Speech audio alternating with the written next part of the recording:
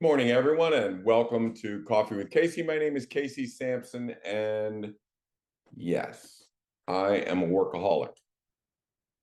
You know, when you do what you love, you just never stop, right? I get up in the morning and I'm excited to come to work. I'm excited to get going, but clearly I'm a workaholic. So sometimes, I'm 65 years old, and friends that are retired are saying, "When are you going to retire? When are you going to retire?" I could never even think about it. I mean, if I go 2 days on a vacation, I'm antsing to get back to work. What I'm obsessed with is real estate market pricing. Where's the market headed? What mistakes are people making? What are the newest tools? I mean, real estate is just fascinating. So, in a market like this that's turning down, it's down 10% in the last probably 4 months. The question is, how low does it go? When does it level off? What are the triggers that'll cause it? What mistakes are people currently making in the market right now that are costing them a lot of money? Are people out buying houses and putting them under contract? The answer is yes. The bank of mom and dad is alive and well. A lot of homes are being purchased, a significant number, with mom and dad backing them. So let's go through today. I go out, I'm lucky enough to be able to go to lunch with my wife quite a bit. And, we're driving down Cottage, and she'll look at a house, this beautiful house, and she says, "That house still hasn't sold.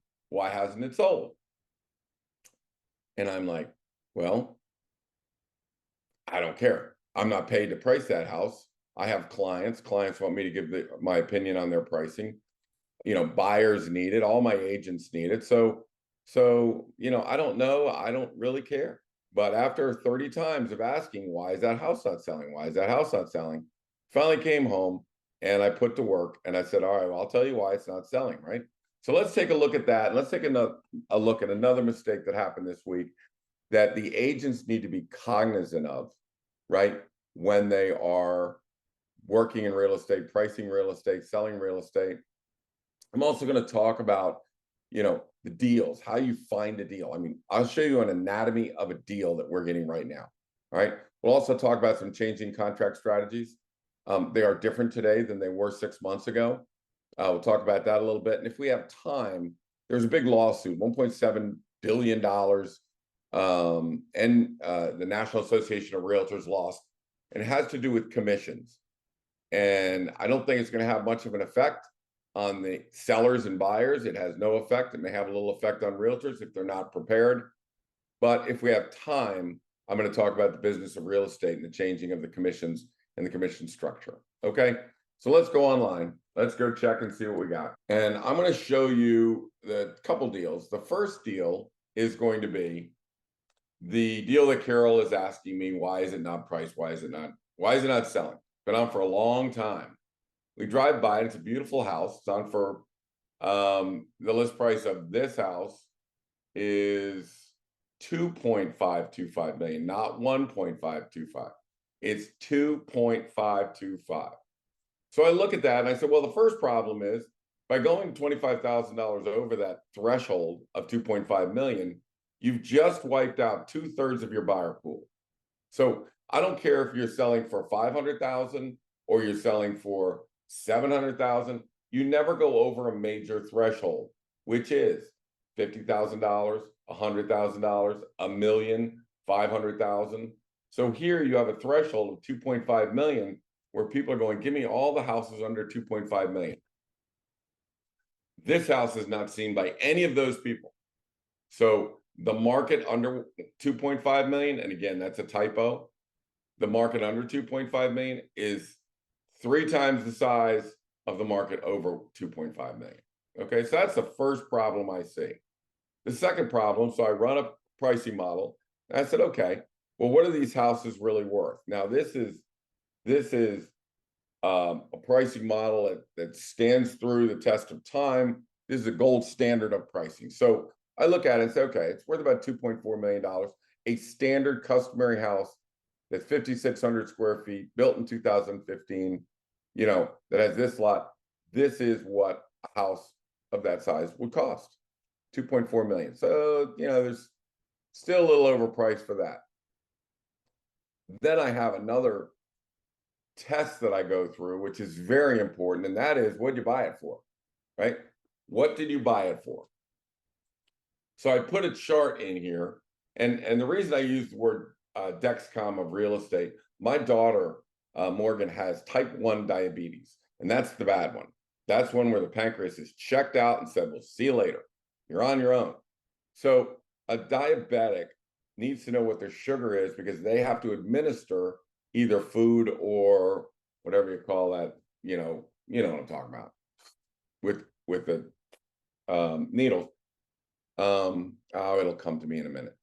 But they need to know not only what their number is, but whether it's rising or going down. Because if you set a number and she makes corrective action, you could hyper the down or hyper the up. So really what you need to know is, what is the trend of your sugar? In real estate, we need to know what the trend of the market is. In other words, what was a house worth in 2017, 2020, 2022, 2023? In other words, what is the trend? And what you'll see, what this is showing us is a couple things. One, home prices in general, and this is just price per square foot, it's the only way to do it, have gone down about 10% in the last 3 to 4 months, just the way it is. You see the green line in the middle. And for those of you that are listening to a podcast, what we're looking at is a chart that has 3 lines. A blue line shows people what a standard home of 5,500 square feet built in 2015, what would that sell for in 2017? What would it sell for in 2020, in 22, in 23? And today, what is it selling for? So it gives me a track of, and a trending, if you will, a couple of things. Gives me the trend of where the pricing is going. It also tells me where should it be? Well, the green line, there's a blue line, a green line, and a red line. The green line is the price based on inflation. If the price went up based on just normal inflation, that's what I call the value line. So in this case, it got to 2.7 million. The value line was at 2.4 million. So since that time in 2022, it's dropped to 2.56, and the value line is 2.597. So you see, what happened was prices have returned to their value line, just like they did in 2007, okay, 2010. So the reason why this chart is so important is there's a red line on this chart as well, and that is, what did this person buy their house for? This is what really is eye-opening. So if everybody else bought their house, a 5,500 square foot house built in 2015, if they all paid $1.9 million, what did this seller pay? They paid $1.55 million. Well, that's $350,000 under market value. And the reason why this is important is because I have some sellers say, yes, my house is a premium. It's got a pool, it's got this, it's got that, it's got premium. What premium did you pay for it? Some may pay $200,000 over market value. Well, when we sell it, your house is worth $200,000 more than the market value, because that's what you paid for it. So if you paid $200,000 more 8 years ago, it should be worth $200,000 more than the rest of the market. But if you paid $350,000 less than the market in 2017, then shouldn't your house be worth $350,000 less when you put it on the market today? So if the average home is, now forget about the numbers here, I'm just looking for the trends, because this is just price per square foot. It has nothing to do with assessments and all the rest of that. But this is showing that it should be about $400,000 less than the rest of the market, or $2 million, not 2.4, $2 million. So why is it not selling? Well, it's on the market for 2.525, which we know the first problem is they went over 2.5 million, and that knocked out 2/3 of their buyer pool. That's one problem. The other problem is they bought it at a $350,000 discount, and they're putting it over the rest of the market, right? So if you bought at a discount, you're going to sell at a discount. So it might not be as big. You might have got a great deal. You may have put a lot of stuff in the house since then, and all that would be taken into account.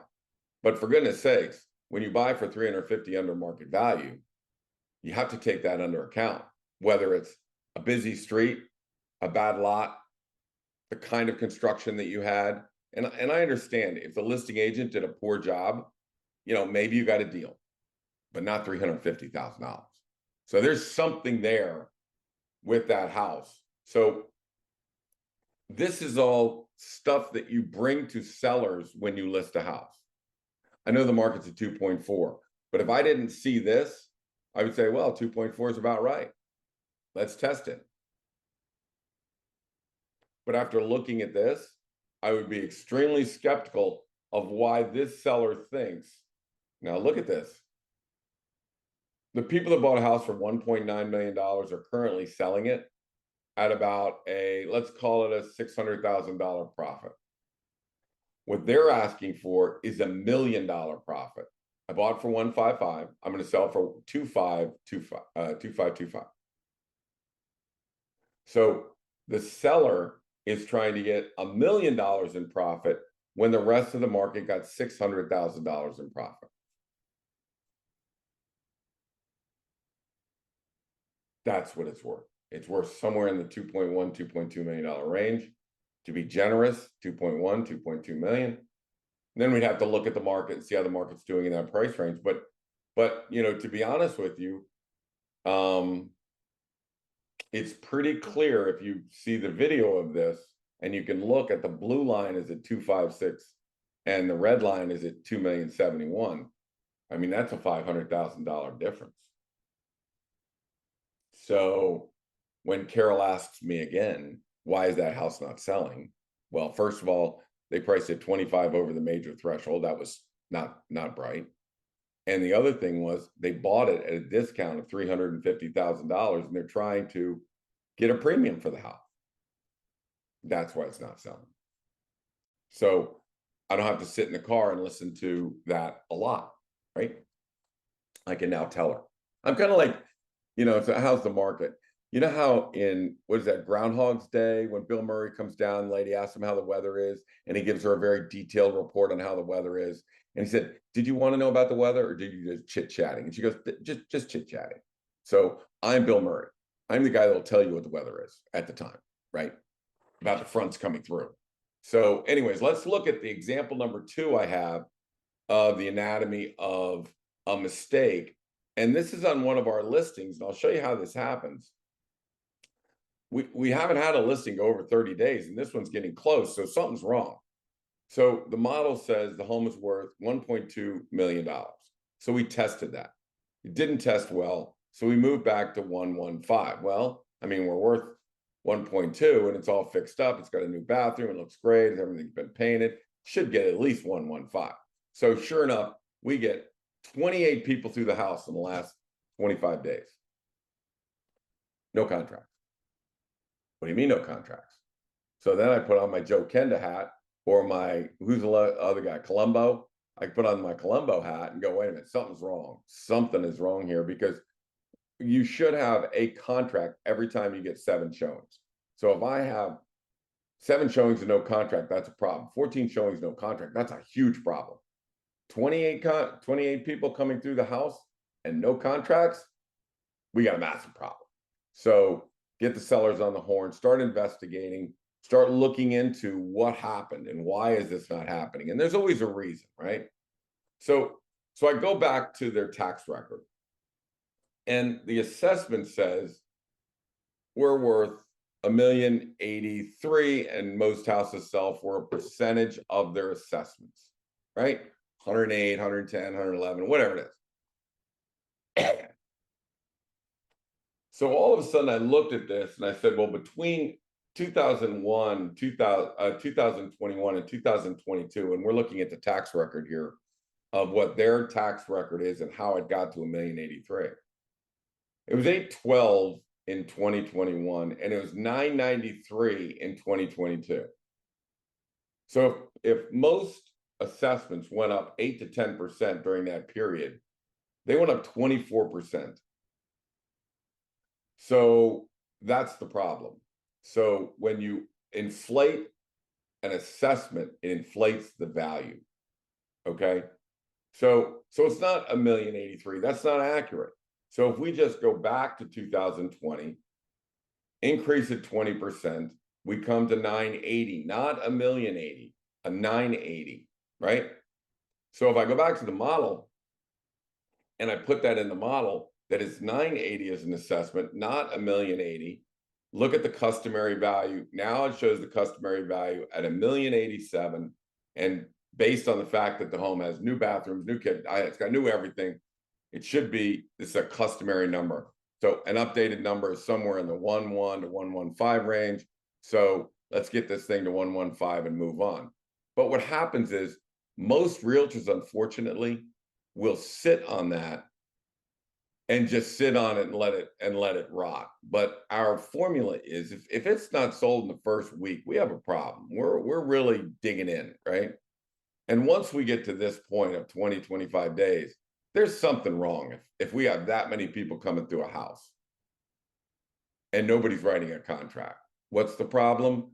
It had an inflated assessment. When you put on the regular assessment, boom, it comes down to where it should be, and that's where we price it at.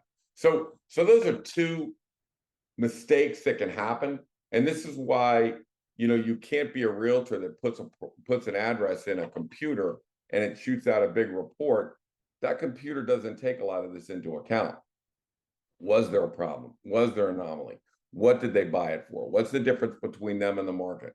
So pricing a house is an investigation. When I say Joe Kenda, it's a murder mystery.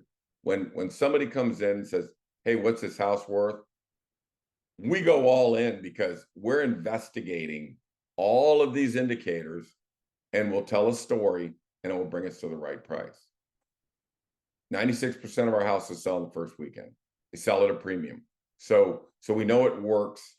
And these are, if something doesn't work, you got to investigate even further to find out what the problem is. Let's talk about it. Let's talk about anatomy of a great deal. Let's flip around. Now we're going to take off our seller's hat. We're going to put on our buyer's hat. And I'm going to show you how you get a great deal in this market, right? So house goes on the market. Morgan and Colby called me up and say, hey, we have a buyer that's interested in this house. We think it's a good deal. What do you think? So I look at it and I say, well, in 2000, so they listed it in June of 2023. And right now we're looking at what's called the history of the listing. So in June, it was listed for $1.499 million. So 1.5 million. What was it worth in June? My first question. Did they overprice it? What was it worth in June? So I come back, and in June, it was worth $1.434 million. So they overpriced it $70,000. That's problem number one. Okay, so it sat and sat and sat. It sat and sat and sat. And then they put it down to 1.399. They realized their mistake and put it down to 1.399 after a couple of weeks. But it's too late. You did that too late. I mean, it should have come off, should have tested at 1.45. If it didn't test well, then you launch the listing at 1.39. That's when you're the belle of the ball. That's when everybody's coming and looking at it. So they move it to 1.399 in, let's see, how long did it take? After 8 days, right? They dropped the price after 8 days. So anyways, they relisted. Now it's at 1.4, too late. They've already, the buyer pool is gone. In September, this is June they did that. In September, they decide to bring it back on at 1.399, and then they drop it to 1.325. Well, what's it worth today? It's worth 1.375. What are we going to get it for? 1.3. Now, remember, 6 months ago in June, it was worth 1.4 1.435. We're going to get it for 1.3. Why? Because the agent kept overpricing the house and wasn't moving fast enough, didn't do their test. And now from their mistake, our buyer is going to get, our buyer, I don't know what that did. Our buyer is going to get that house for a deal, right? So that's what, you know, when you look at this obsession or workaholic or whatever it is, it's because things like this are happening. Because people pay us a lot of money not to overprice their house, be able to react if something happens. If they're going to buy something, we need to go in and really get a good deal or know what that house is worth going in.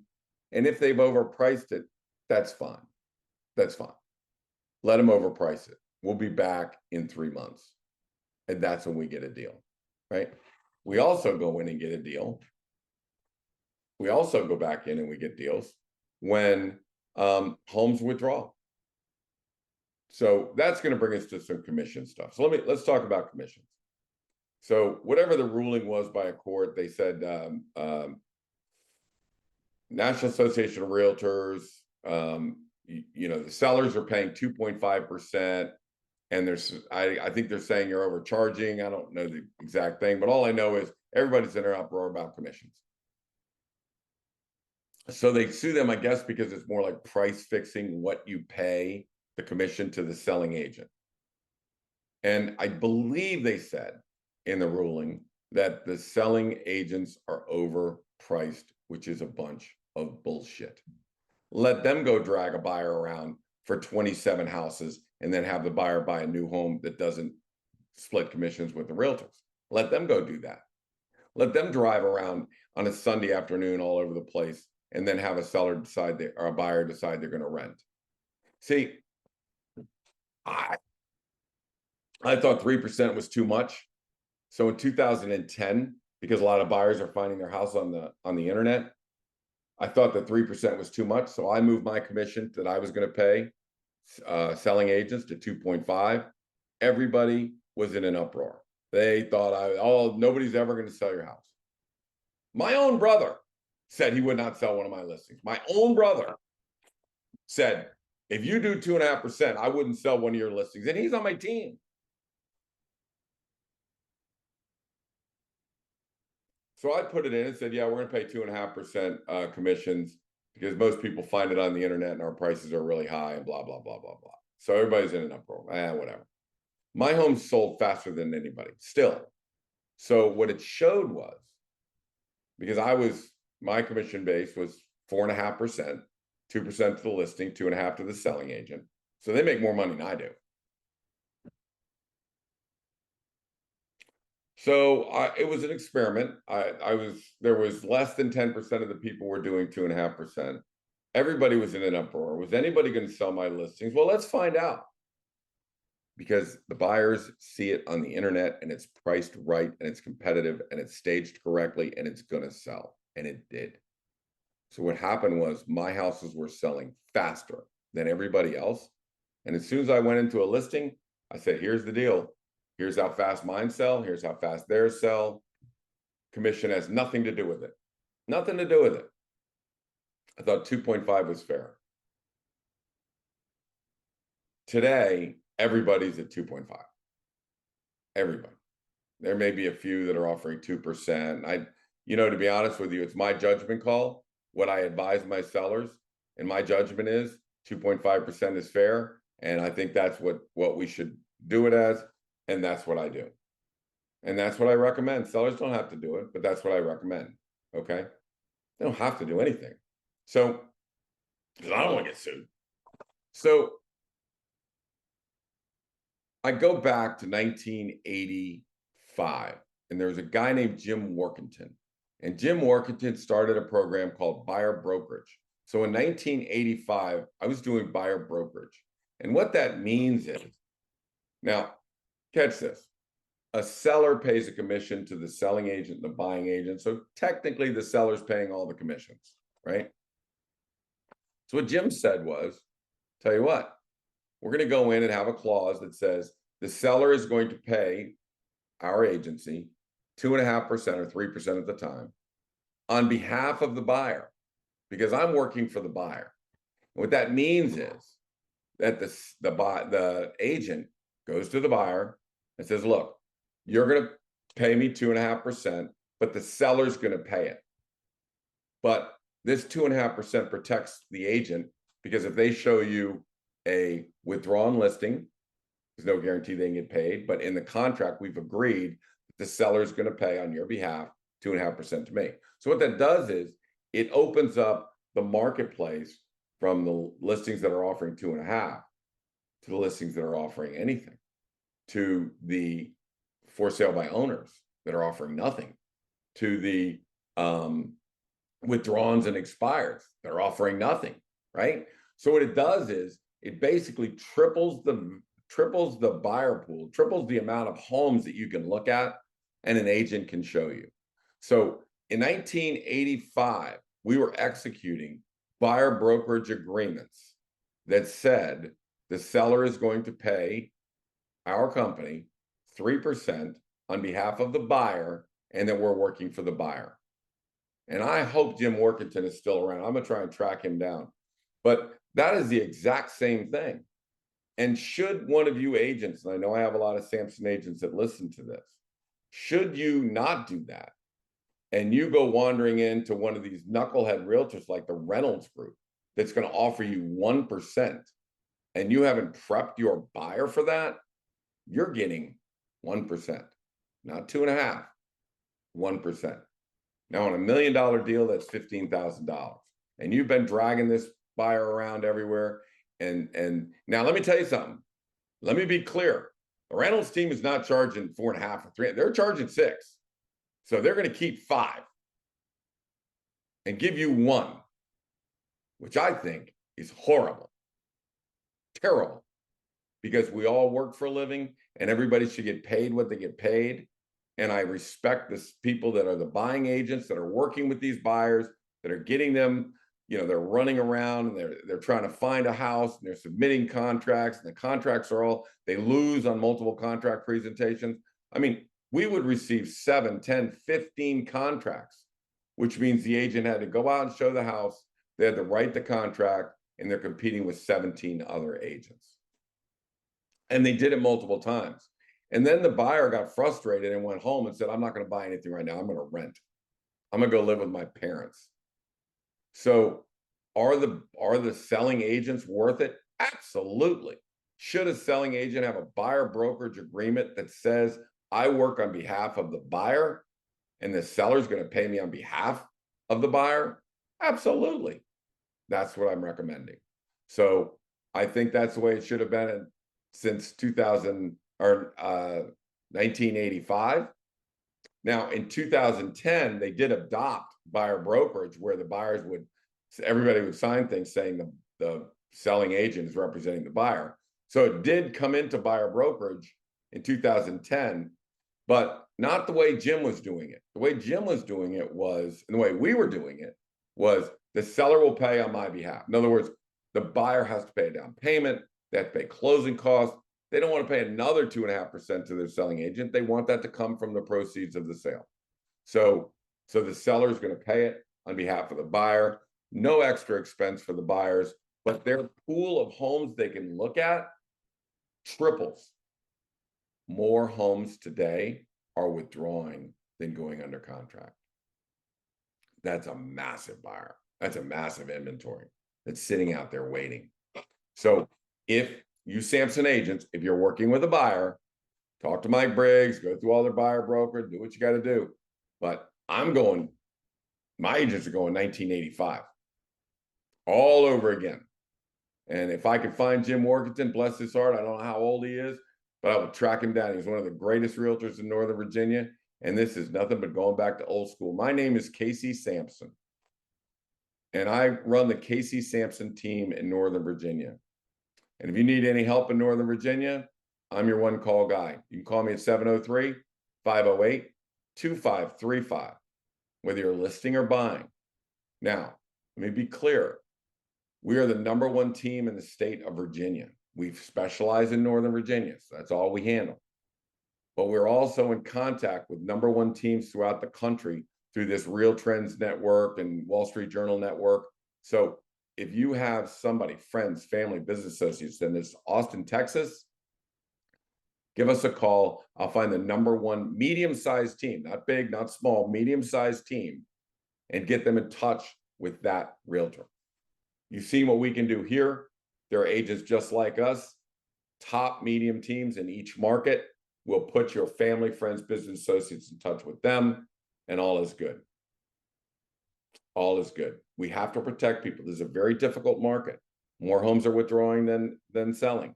So we need to be working with the best when you're out here in this market. Again, my name is Casey Samson, 703-508-2535, or you can reach me at casey@caseysamson.com. If you want to stay up to date on market conditions, go to caseysamson.com and hit Market Snapshot. And you'll have more information than you can ever hope for when you're looking at market conditions in Northern Virginia. We'll see you again next week on Coffee with Casey. Bye now.